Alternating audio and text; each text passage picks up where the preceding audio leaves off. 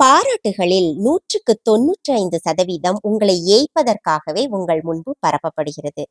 உங்களிடமிருந்து வேறு ஏதோ வாங்குவதற்காக சொல்லப்படுகிறது. குறைந்தபட்சம் பதிலுக்கு என்னை பாராட்டு என்கிற ஒரு துவனியாவது அதில் இருக்கிறது. ஆக எதிர்பார்த்து கொக்கிப் புழுவாய் உங்கள் மீது தூண்டில் போடப்படுகிறது. நீங்களும் தின்றுவிட்டு இரையாகிறீங்க.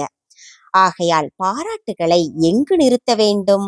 எழுத்துச் சித்தர் பாலகுமாரன் அவர்களின் சிந்தனை வரிகள் என் குரலோசையில் பிரஸ் இன்ஃபோ சேனலில் உங்களுக்காக.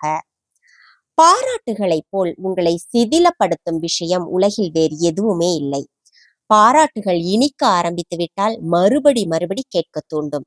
மற்றவர் பாராட்டியது ஞாபகம் வர, அந்த பாராட்டுகளுக்கு மனம் ஏங்க, என்ன செய்தால் பாராட்டு வரும் என்று கணக்கு போட, வேலையில் உள்ள உண்மை சிதைந்து பாராட்டுக்காக கோலங்கள் பின்னப்படும்.